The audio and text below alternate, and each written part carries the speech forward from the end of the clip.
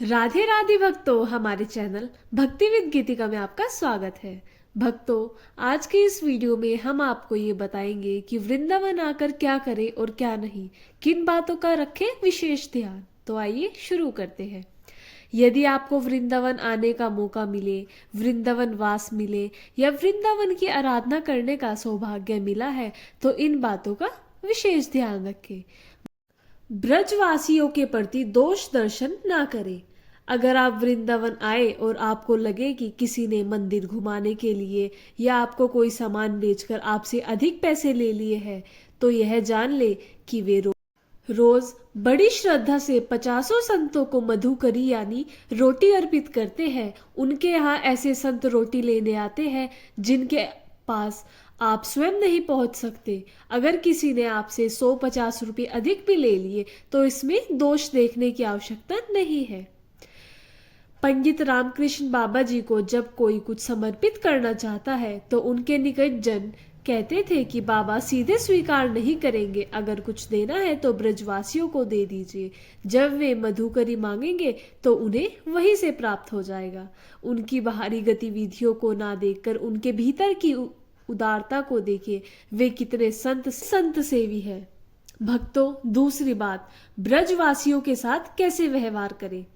ब्रजभूमि के पानी का स्वभाव ऐसा है कि यहाँ की भाषा में आपको कठोरता महसूस हो सकती है, लेकिन वेद की स्तुति से श्री हरि जितने प्रसन्न नहीं होते, उससे कई अधिक वे ब्रजवासियों की इस कठोर सी लगने वाली भाषा से प्रसन्न हो जाते हैं।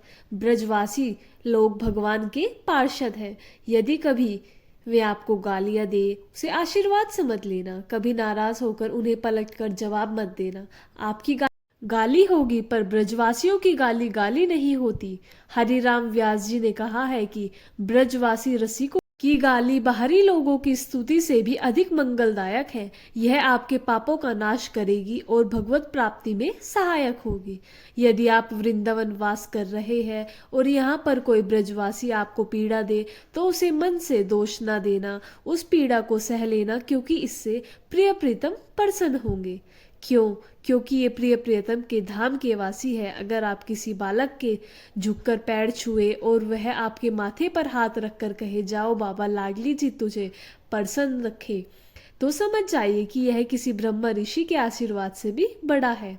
जहाँ 10-5 बालक बालिका खेल रहे होंगे, हमारे श्री राधा कृष्ण भी वहाँ अवश्य खेल रहे होंगे। जैसे गुलाब कांटों में खिलता है, वैसे ही इनका आशीर्वाद उनकी भाषा में है। वह उनकी भाषा थोड़ी कड़वी हो सकती है, ये परमहंसों के भी परमहंस है। ब्रजवासियों की कृपा है, उनकी मधुकरी साक्षात श्री कृष्ण की प्राप्ति का सिद्ध उपाय है।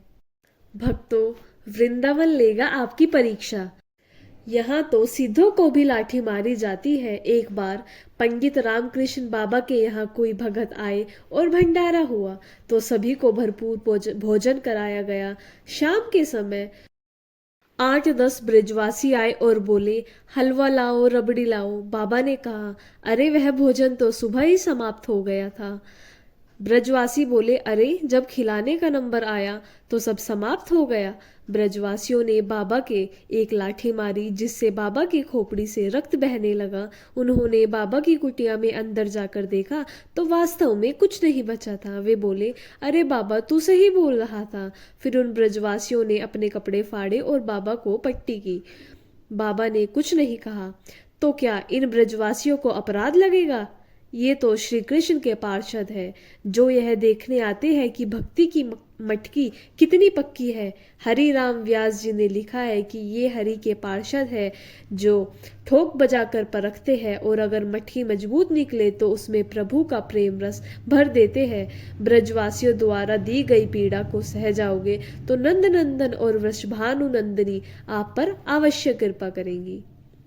भक्तों, वृंदावन में किसी भी जीव को पीड़ा ना पहुंचाए।